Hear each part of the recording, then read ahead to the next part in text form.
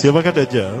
Dajjal ini lahir di Samirah dan dia diberi nama Samiri karena lahir di Samirah. Nah, kenapa disebut Samiri? Karena lahir di Samirah. Dia lahir 100 tahun sebelum Nabi Musa diutus.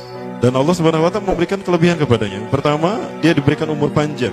Ya, yang zul umru ila yamsah, ila akhir zaman. Ya, dia ditangguhkan ajalnya sampai akhir zaman. Yang kedua, dia memiliki kecerdasan di atas akal jenius rata-rata umat manusia. Jadi sejenius apapun umat manusia yang normal, dia 60 tahun di atasnya. Sehingga penemuan-penemuannya, kecanggihan berpikirnya, kedewasaannya jauh di atas manusia.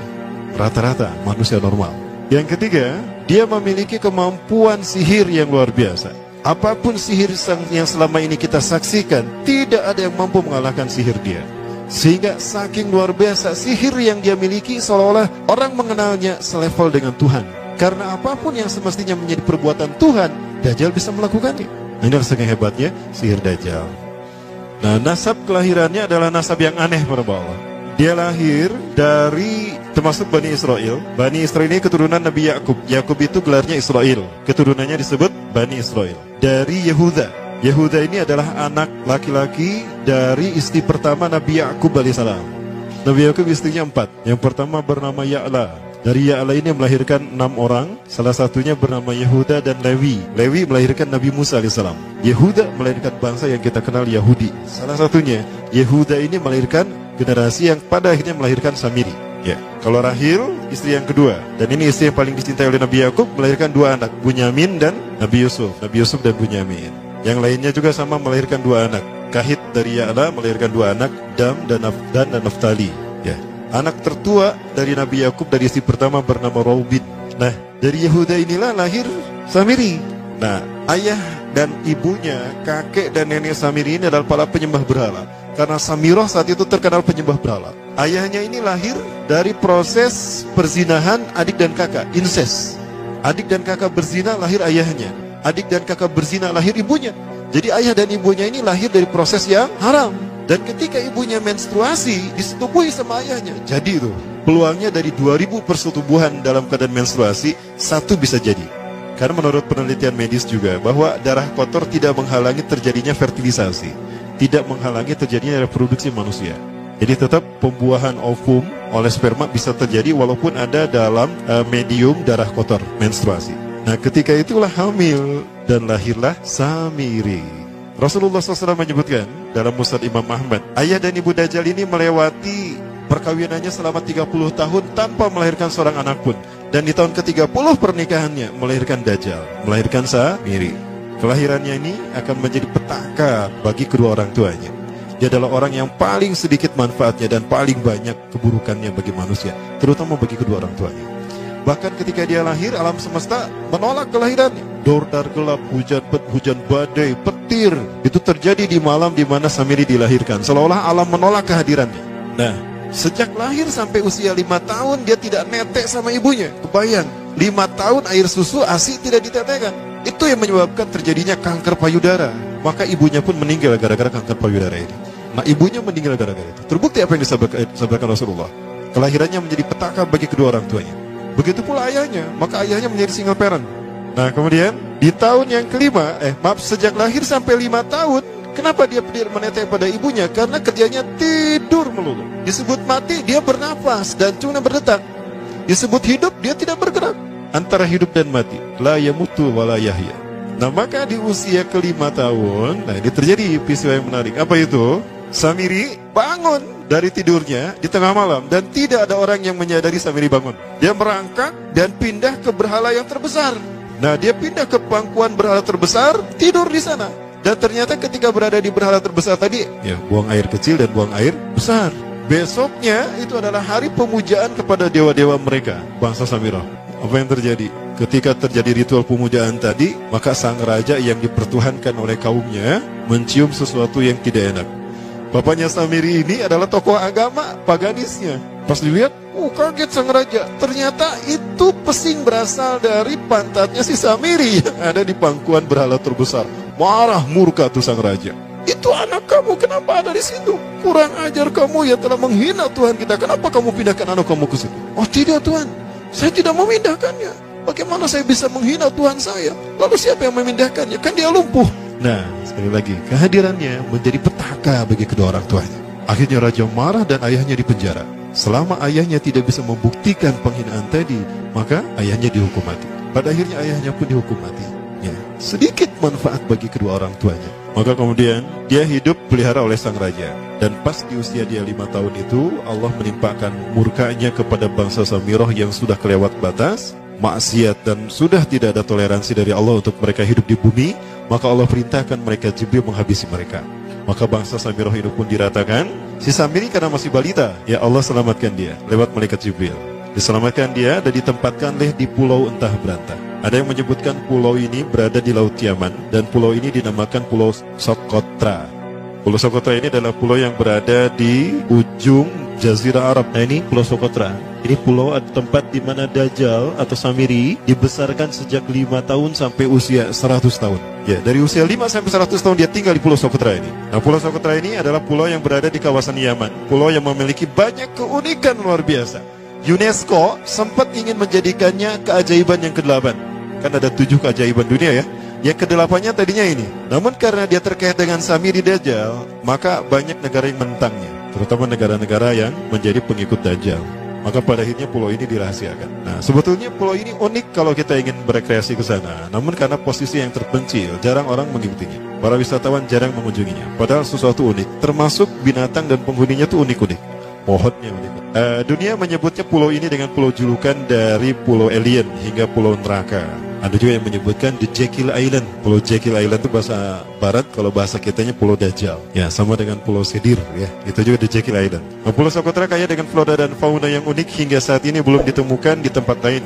Jadi tidak ada flora dan fauna yang ada di pulau ini yang ada di pulau lain di seluruh dunia. Hanya ada di pulau ini.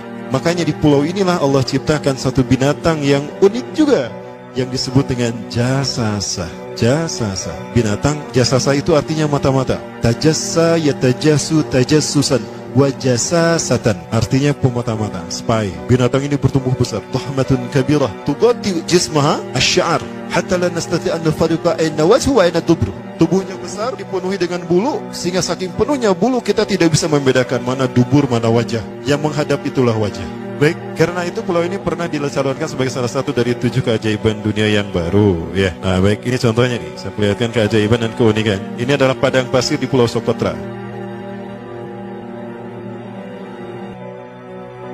Ini burung, salah satu jenis burung yang bisa kita jumpai di Socotra. Dan ini kepiting unik, kepiting Pulau Socotra. Aneh ya, kepitingnya seperti itu. Ini laba-laba langka di Socotra, mirip tarantula. Dan ini pohon darah naga yang ada di Pulau Socotra juga. Nah, ini salah satu jenis pohon Dorstenia Socotra. Dan ini juga pohon yang lain, pohon Dendrocysaios Socotra. Ya, saya sebutkan lagi aja. Nah, ketika di pulau itu, sebelum bertemu dengan Nabi Musa, Samiri di pulau itu yang hanya tinggal dengan seekor binatang jasasa. Binatang jasasa ini memberikan beberapa hal kepada si Samiri ya. Allah Azza wa Jalla menciptakan binatang berbicara yang bernama jasasa. Dia di mana lahirnya, ajalnya, matinya sama dengan ajal Dajjal. Begitu pula muncul dan menghilangnya. Binatang inilah mengajarkan akidah tauhid kepada Samiri muda. Pelajaran ini kononnya ditulis oleh Jibril alaihissalam dalam bentuk panel-panel atau prasasti. Isi prasastinya panel 1. Yang ditulisnya malaikat Jibril, panel 1 itu berisi kalimat La ilaha illallah, tidak ada Tuhan selain Allah. Ini dijelaskan oleh binatang jasasa. Yang kedua, panel kedua berkata Allahu wahid la syarikalah. Allah Maha Esa, tidak ada sekutu bagi Allah. Itu dijelaskan juga oleh binatang jasasa ini. Nah, binatang jasasa ini sekali lagi dia bertubuh besar. Kategorinya adalah kelasnya itu mamalia, genusnya mamalia. Cuma saya tidak tahu nama spesiesnya apa. Pada tahun 2017, akhir dari bulan Agustus di Filipina ditemukan binatang seperti ini. Ciri-ciri binatang ini nyaris sempurna seperti ciri-ciri binatang jasasa yang disebutkan Rasulullah terkait dengan binatang yang memata-matai Dajjal. Tubuhnya penuh dengan bulu. Ini disebutkan dalam surat An-Naml ayat ke-82. Ya, binatang ini seperti ini dan dia tidak pernah jauh dari laut karena dia selalu ingin membasahi tubuhnya dan dia pun makan dari makanan ikan laut. Maka dia tidak pernah jauh dari pantai. Seperti ini. Nah, binatang inilah yang mengajarkan prasasti mengajarkan akidah tauhid kepada Samiri muda. Yang ketiga, engkau diurus oleh Jibril. Karena itu janganlah engkau mengkhianati janjimu dengan Allah. hanya engkau saja di pulau ini. Panel yang kelima, makanlah dan nikmatilah makanan minuman yang menjadi rezeki dari Allah sesuai kehendakmu. Tidurlah sesukamu, tapi sembahlah Allah dalam berbagai keadaanmu dengan tasbih keesaan Allah kepadanya, yaitu dengan melaksanakan solat yang diwajibkan kepadamu. Allah lah sang raja, Allah yang Maha Esa. Dia tidak berayah dan tidak pula mempunyai anak. Allah Tuhan yang maha besar dan maha agung. Dialah yang maha raja. Ada 7 panel. Panel yang ke-7 bercerita tentang Nabi Muhammad. Panel yang ke-6 itu bercerita tentang nabi-nabi, dan khusus panel yang ke-7 cerita tentang Nabi Muhammad. Jadi Dajjal sudah tahu, Samiri sudah tahu bahwa akan diutus Nabi Muhammad di akhir zaman, dan itu nabi yang terbaik. Makanya dia iri.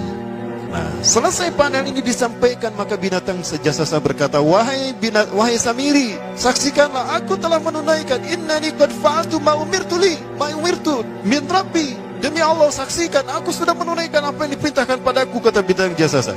Maka sekarang adalah perintah terakhir, yaitu pertanyaan dariku untukmu.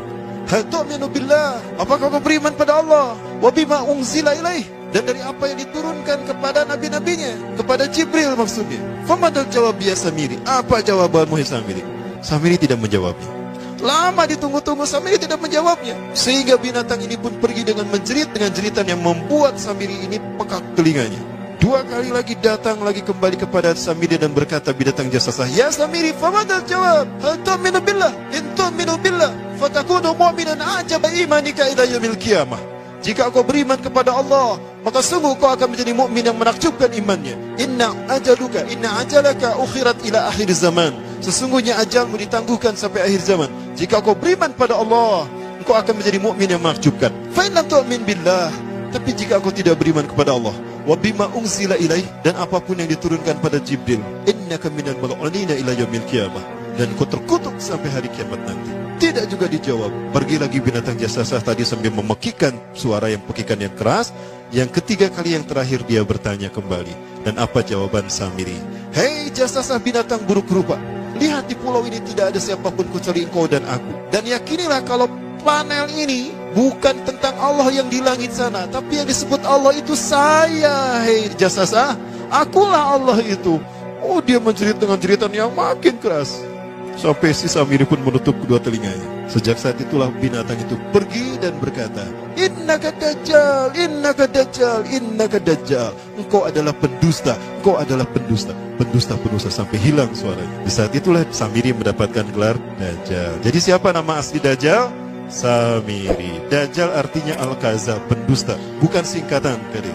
Baik, nah sejak saat itulah Samiri keluar dari pulau itu, dan dia sudah menyandang gelar Dajjal, pendusta, karena dia mengaku Tuhan.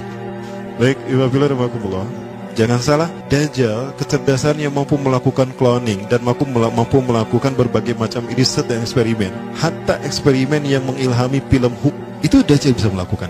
Bahkan ketika orang membayangkan kendaraan tercanggih itu pesawat terbang, Dajjal sudah mampu membuat piring terbang dengan kecerdasan. Ya. Rasulullah menyebutkan kendaraan Dajjal itu dia bisa terbang, kata Rasulullah.